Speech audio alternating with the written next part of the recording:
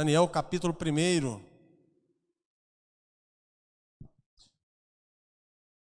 Hoje o nosso tema é coragem para ser diferente. Daniel capítulo 1.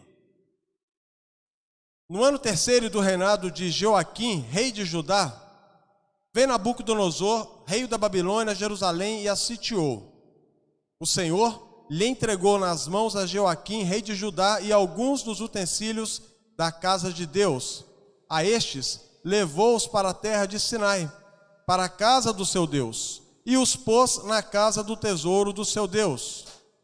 Disse o rei Aspenaz, chefe dos eunucos, que trouxesse alguns dos filhos de Israel, tanto da linhagem real como dos nobres, jovens sem nenhum defeito, de boa aparência, instruídos em toda a sabedoria, doutos em ciência, versados no conhecimento, e que fossem competentes para assistirem no palácio do rei e lhes ensinasse a cultura e a língua dos caldeus. Determinou-lhe o rei a ração diária das finas iguarias da mesa real e do vinho que ele bebia, e que assim fossem mantidos por 3 anos, ao cabo dos quais assistiriam diante do rei. Entre eles se achavam dos filhos de Judá, Daniel, Ananias, Misael e Azarias. O chefe dos eunucos lhes pôs outros nomes, a saber, a Daniel, o de Beltesazar, Ananias, o de Sadraque, a Misael, o de Mesaque, e Azarias, o de Abidnego. Versículo 8, resolveu Daniel firmemente não contaminar-se com as finas iguarias do rei, nem com o vinho que ele bebia. Então pediu ao chefe dos eunucos que lhe permitisse não contaminar-se. Ora, Deus concedeu a Daniel misericórdia e compreensão da parte do chefe dos eunucos. Disse o chefe dos eunucos a Daniel: tenho medo do meu senhor, o rei que determinou a vossa comida e a vossa bebida, pois veria ele o vosso rosto mais abatido do que as dos outros jovens da vossa idade? Assim porieis em perigo a minha cabeça para com o rei. Então disse Daniel ao conselheiro-chefe, a quem o chefe dos eunucos havia encarregado de cuidar de Daniel, Ananias, Misael e Azarias: experimenta, peço-te, os teus servos 10 dias, e que se nos dê legumes a comer e água a beber. Então se veja diante de ti a nossa aparência e a dos jovens que comem das finas iguarias do rei. Segundo vires, age com os teus servos. Ele atendeu e os experimentou 10 dias. No fim dos 10 dias, a sua aparência era melhor. Estavam eles mais robustos do que todos os jovens que comiam das finas iguarias do rei. Com isto, o cozinheiro-chefe tirou deles as finas iguarias, e o vinho que deveriam beber lhes dava legumes. Ora, a estes 4 jovens, Deus deu o conhecimento e a inteligência em toda a cultura e sabedoria, mas a Daniel deu inteligência de todas as visões e sonhos. Vencido o tempo determinado pelo rei para que o trouxessem, o chefe dos eunucos os trouxe à presença de Nabucodonosor. Então o rei falou com eles, e entre todos não foram achados outros como Daniel, Ananias, Misael e Azarias. Por isso passaram a assistir diante do rei. Em toda a matéria de sabedoria e de inteligência sobre os que o rei lhes fez perguntas, os achou 10 vezes mais douto do que todos os magos e encantadores que haviam em todo o seu reino. Daniel continuou até o 1º ano do rei Ciro. Vamos falar com Deus mais uma vez. Feche seus olhos, peça ao Senhor agora e continue falando de maneira grandiosa no seu coração. Você sai daqui com o entendimento da tua palavra, edificado na plenitude da tua graça. Pai querido, fala aos nossos corações, nos dê o entendimento da tua palavra. Continue, ó Deus, operando milagres, ó Deus, em nossas vidas. Abra o nosso entendimento para que tudo que for ministrado, ó Deus, nessa noite, possa, ó Deus, ficar inserido nos nossos corações.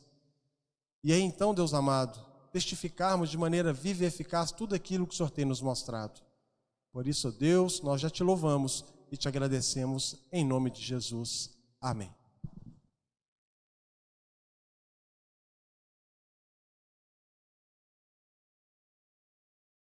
Meus irmãos, como forma introdutória, quando nós estudamos o Antigo Testamento, Parece até uma redundância literária, mas ontem eu preguei em Jeremias capítulo 29 e a introdução basicamente é a mesma, porque nós estamos mencionando, iremos estudar a colocação e a maneira pela qual as pessoas estavam vivendo naquele período.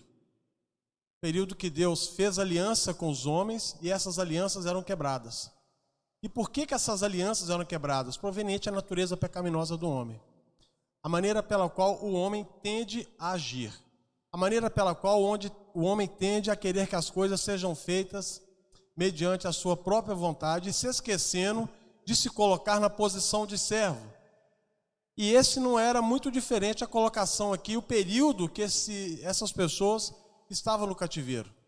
Quando nós lemos, estudamos o livro de Daniel, Daniel nos fornece um relato aqui de experiências maravilhosas que ele teve no cativeiro babilônico. Mesmo estando numa situação, vamos dizer assim, recluso, privado da sua liberdade, mas as experiências que Daniel teve na presença de Deus na Babilônia foram experiências marcantes. Experiências que quando nós lemos, quando nós entendemos aquilo que Deus quis nos relatar através da história de Daniel, enche o nosso coração de alegria, porque nós podemos ver a provisão, o cuidado de Deus em toda e em qualquer circunstância. Mas nós também observamos que o povo naquela época estavam vivendo uma total apostasia, haviam se desviado dos caminhos e dos preceitos de Deus, haviam se esquecido daquilo que Deus fez lá atrás, quando tirou eles do Egito, naquele período de escravidão, que eles estavam há 400 anos, quando eles clamaram, Deus ouviu a oração daquele povo, Deus levantou Moisés para que fosse o libertador, Deus conduziu esse povo por mais de 40 anos pelo deserto, Deus levantou os profetas, Deus levantou os juízes, Deus levantou os reis. Só que essas pessoas deixaram as suas naturezas falarem mais alto do que aquilo que Deus estava falando e queria falar com eles. Nós já estudamos que Deus é um ser relacional, que Deus se relaciona conosco, que Ele tem iniciativa em relacionar com cada um dos seus filhos. Mesmo diante da nossa perversidade, mesmo diante do nosso egocentrismo, a nossa maneira de querer nos afastar da presença de Deus, a nos rebelarmos contra os desígnios de Deus, mas Deus sempre vem ao nosso encontro, o Espírito Santo de Deus sempre nos move, sempre endireita os nossos caminhos, Deus sempre tem nos mostrado, Deus sempre tem dado aquela sacudida, acorda, levanta a cabeça, olha para mim, eu sou o Senhor teu Deus, não vai olhar para as coisas do mundo, olhe para mim, lembra-te do que eu fiz, lembra do que eu tenho feito na tua vida, volte os olhos para mim. Deus sempre tem agido dessa forma. Só que esse povo aqui não queria ouvir. Esse povo no contexto de Daniel aqui, lá no capítulo 29 de Jeremias, Deus havia falado com o povo, se vocês não me obedecerem, se vocês andarem dessa forma, vocês vão ser cativos, irão permanecer 70 anos no cativeiro. Aí Deus dá a receita para eles, pessoal, vocês serão cativos porque vocês estão agindo em desobediência. Vocês estão caminhando a passos largos para o abismo da incredulidade, da falta de fé. Mas olha como é que Deus é maravilhoso. Buscar-me-eis e me achareis quando me buscardes de todo o vosso coração. Se vocês me invocar, orar, pedir, clamar, se converter, eu vou ouvir a sua oração. Deus dá a receita. Só que mesmo assim o povo ficou nesse cativeiro. Mesmo assim o povo permaneceu nessa incredulidade ao longo dos 70 anos. Isso nos faz pensar o quê? Que quando nós agimos dessa forma, nós não estamos querendo ter comunhão com Deus, que é a nossa temática ao longo do ano. Uma igreja em comunhão. Porque a comunhão com Deus, ela vai reverberar só coisas maravilhosas para nós. A partir do momento que você tem comunhão com Deus, que você se relaciona com Deus, você vai entender muitas coisas que têm acontecido na sua vida, mesmo que aos seus olhos possa parecer que não são coisas boas, mas você tem a certeza que Deus está no controle da sua vida.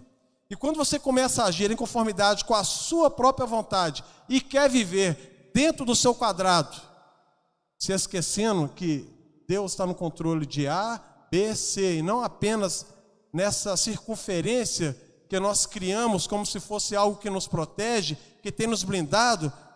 De acordo com o reverendo Cássio Silva, nós estamos desenvolvendo uma anomalia identitária. Sabe o que significa isso? É você ser cristão e não ter o Espírito Santo.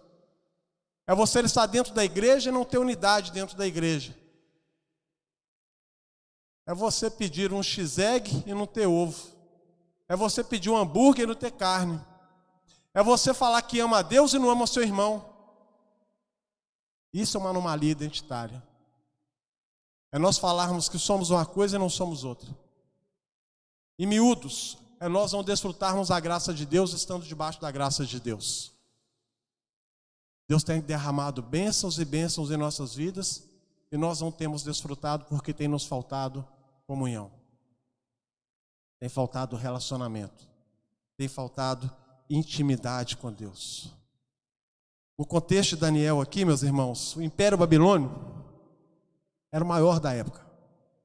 Era conhecida como a Senhora do Universo, governada por Nabucodonosor.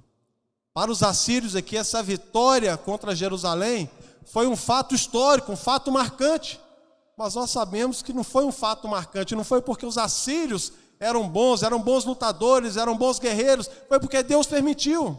Deus permitiu que um ímpio vencesse para disciplinar o seu povo. E mais à frente nós iremos perceber que Deus permitiu também que um ímpio libertasse o seu povo. Isso nos mostra que Deus está no controle das nossas vidas. Ontem, hoje e amanhã. Devemos aprender a viver em total soberania de Deus. Esse é o contexto que Daniel vivia. Foi neste contexto que Daniel viveu, e alguns alegam, alguns eruditos, dizem que Daniel tinha aproximadamente 15 a 16 anos, que ele foi deportado no ano 605 a.C., e quando ele escreveu esse livro, ele tinha aproximadamente 90 anos. Ele passou todo esse período no cativeiro, ele desfrutou de tudo isso. Ele teve essas experiências com Deus ao longo de muita luta, mas ele teve coragem de se posicionar. Ele não fraquejou. Tão jovem, mas ele teve posição. Ele não negou a sua fé. Ele não titubeou na hora que muitos iriam titubear, mas ele se manteve fiel, independente das circunstâncias, daquilo que iria acontecer com ele. Se nós fizermos um resumo do livro do profeta Daniel, dos 12 capítulos, do capítulo 1 até o capítulo 6, conta a história a respeito de Daniel e dos seus 3 companheiros. Do capítulo 7 ao capítulo 12, as suas visões proféticas. Algumas dessas visões se relacionam aqui, dos últimos dias, e as Sagradas Escrituras nos mostram a segunda vinda de Cristo. Uma linguagem apocalíptica, uma linguagem profética. Mas o fato em questão aqui, que eu gostaria que você atentasse, como a nossa temática, coragem para ser diferente, vamos usar a vida de Daniel. Por que ter coragem? Por que Daniel era diferente? Por que Daniel teve coragem de se posicionar contra tudo e contra todos, ao invés de se revoltar, ao invés de murmurar, ao invés de parar, de não ter coragem de andar, mas ele se posicionou como servo de Deus. Por quê? Qual que é a pergunta? Qual que é o resultado dessa pergunta? Simples. Primeiro item que eu gostaria de abordar com os irmãos. Daniel era um jovem fiel a Deus, apesar de um passado de dor. A vida de Daniel aqui, ela nos ensina, que é um farol a nos ensinarmos o caminho no meio de uma escuridão do relativismo. Seu testemunho nos encoraja a homens, mulheres, jovens, crianças, a termos uma vida íntegra e reta diante de Deus. Essa era a vida do jovem Daniel.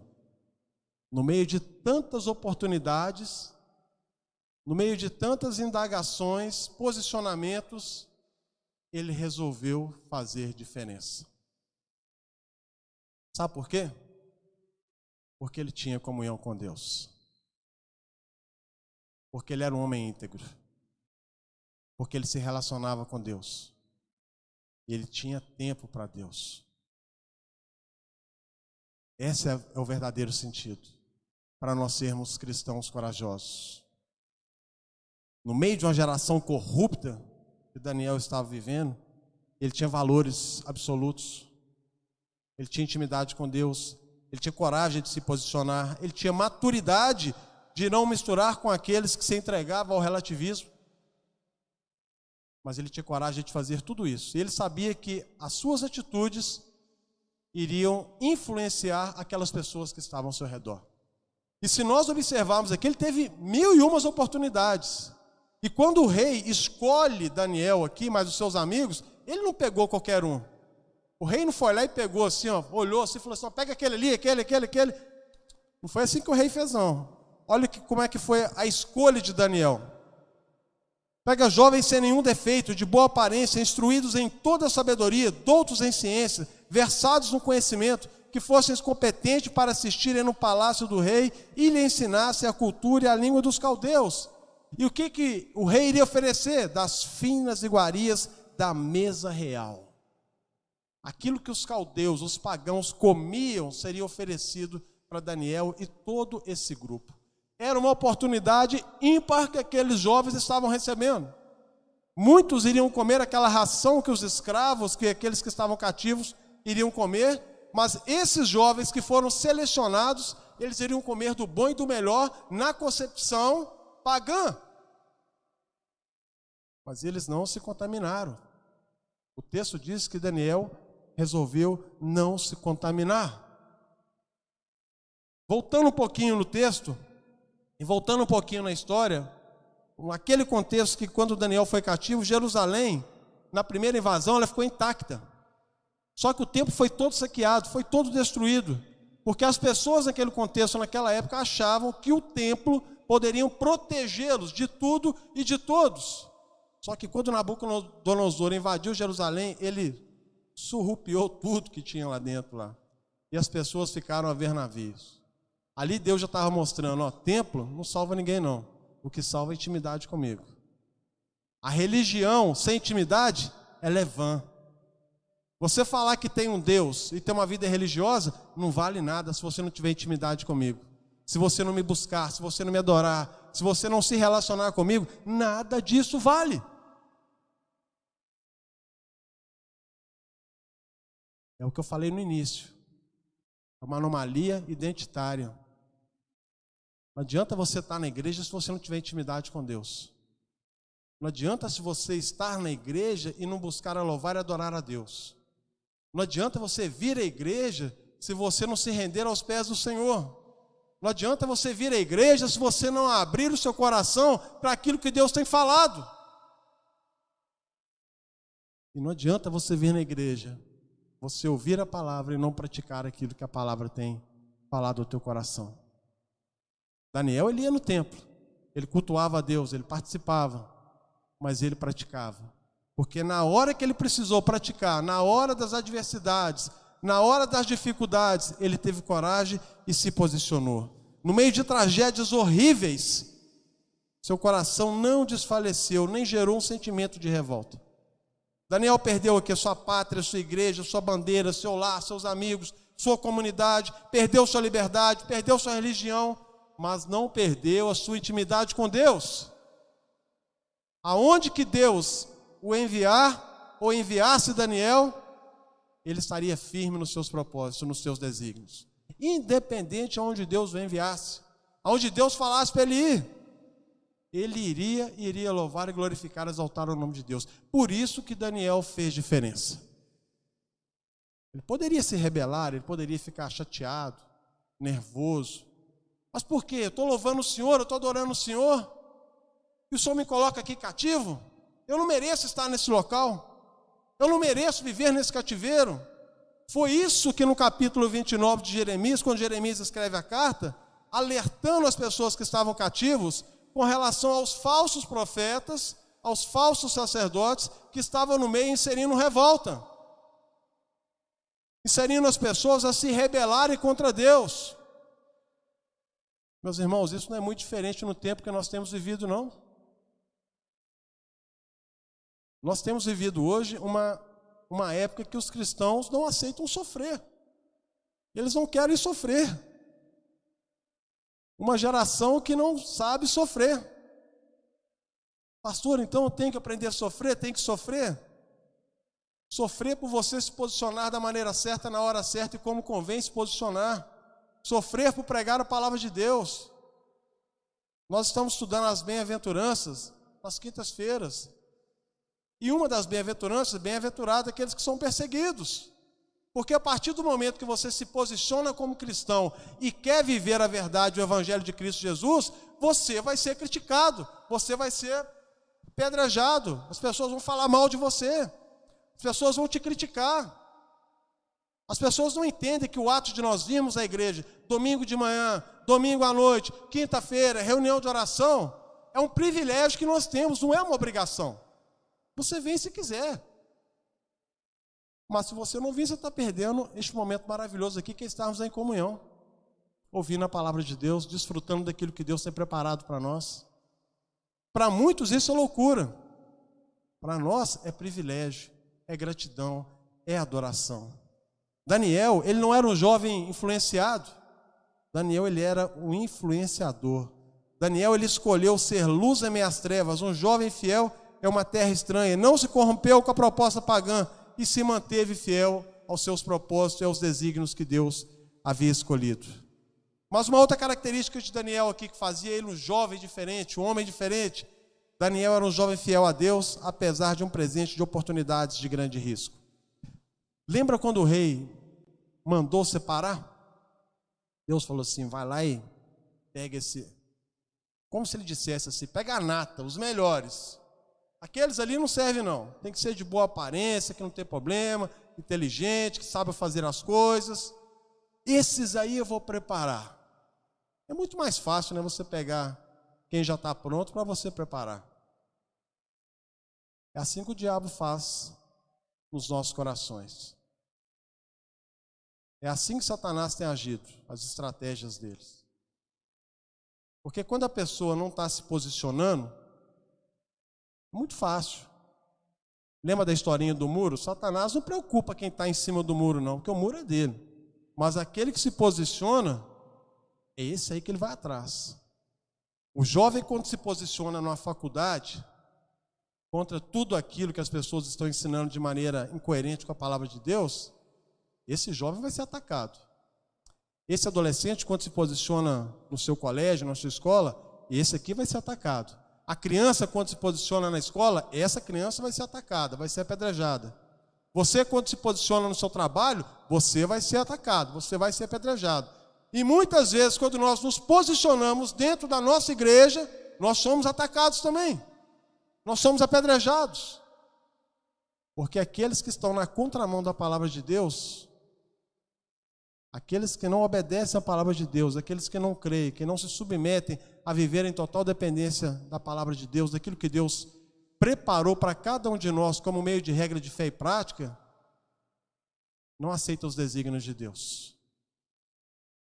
E o interessante, meus irmãos, é que muita gente, Satanás usa uma estratégia, que ele fala assim, que a partir do momento que você toma a posição de servir a Deus, de ser um servo do Senhor, você está privado de muitas coisas. Pelo contrário, você não está privado de nada. A Bíblia é bem clara. A Bíblia, ela não está te privando, ela está te libertando. Você está sendo liberto de muitas coisas que o mundo tem colocado para você como algo que lhe proporciona felicidade, que lhe proporciona uma abundância de vida no seu lar, na sua casa, no seu emprego, e Deus está te mostrando uma outra realidade. Mas para isso nós temos que abrir os nossos olhos e os nossos corações. É aquilo que Jeremias fala, buscar-me-eis e me achareis, quando me buscardes de todo o vosso coração. Deus não quer o seu coração pela metade, mas quer o seu coração inteiro. E muitas vezes você não tem achado isso porque você tem buscado num lugar e na hora errada. Você tem que buscar isso na palavra. É naquilo que Deus tem nos ensinado. E interpretar as Sagradas Escrituras da maneira com que tem que ser interpretada. Olha como que eles escolhiam. Qualidade social, linhagem real e dos nobres. Qualidade física e moral, jovens sem nenhum defeito e de boa aparência. Qualidades intelectuais, instruídos em toda boa sabedoria, doutos em ciência, versados no conhecimento e competentes para assistir o palácio. Quando eu leio esse texto, meu coração até dói, quando eu lembro dos jovens e dos adolescentes da igreja. Eu assim, meu Deus do céu, tem que orar dobrado por eles, porque eles são alvos de Satanás. As nossas crianças, os nossos jovens, os nossos adolescentes, temos que ter um cuidado especial com eles. Cuidado físico, mas um cuidado espiritual também. Temos que redobrar as nossas orações com eles. Porque principalmente quando eles passam por aquela fase de viajar, de ir para outras escolas, faculdades, e começam a conhecer outras coisas, novidades, é neste momento que Satanás começa a dar aquelas cutucadas neles. Não tem problema não, aquilo ali, só um pouquinho. Isso é normal. Para você fazer parte ali da galera ali, você tem que fazer isso. Para você ser inserido no nosso meio, você tem que fazer isso. Isso é normal, isso é coisa de antigo. As coisas mudaram. Meus irmãos, as coisas não mudaram não. A lei de Deus não mudou não. A lei moral não mudou. O que terminou lá no Antigo Testamento foi a lei civil e a lei cerimonial. A lei moral, os 10 mandamentos, não mudou. Jesus apenas fez um resumo: amarás o Senhor teu Deus de todo o teu coração e o teu próximo como a ti mesmo. Então tem que amar o meu próximo e tem que amar a Deus. E as minhas atitudes com relação ao próximo, com relação a Deus, é a lei moral, é os 10 mandamentos. Essa lei não mudou e nem vai mudar até a vinda do Senhor, que irá nos levar para desfrutarmos de tudo aquilo que as Sagradas Escrituras nos mostram.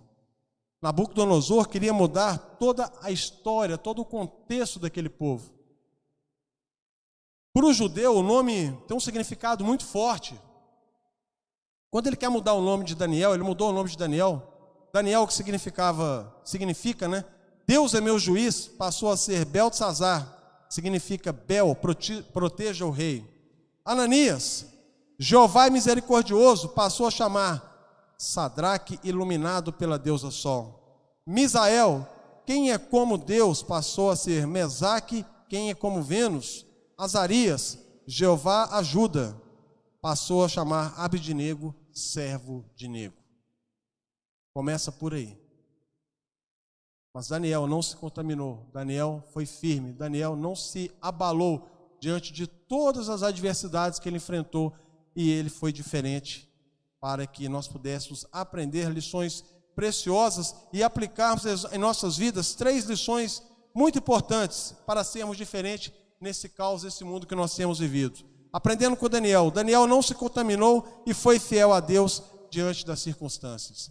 A nossa felicidade, meus irmãos, ela não é circunstancial. A nossa felicidade é posicional. A sua posição em Cristo é que vai dizer se você é feliz ou não. Circunstâncias não vão fazer você feliz. Há uns anos atrás, acho que deve ter mais de 10 anos isso, eu não lembro a data. Quem já ouviu falar de um bilhardário chamado Eike Batista? Vocês ouviram falar dele? Tem um filho chamado Thor Batista. Então, o cara ele tem pouco dinheiro, alguns bilhões de dólares só. E teve uma época que saiu uma reportagem dele, ele falando que ele tinha quebrado. Só que o quebrado dele, ele ainda estava, se não me engano, acho que com 300 bilhões, um negócio assim. Ele tinha quebrado.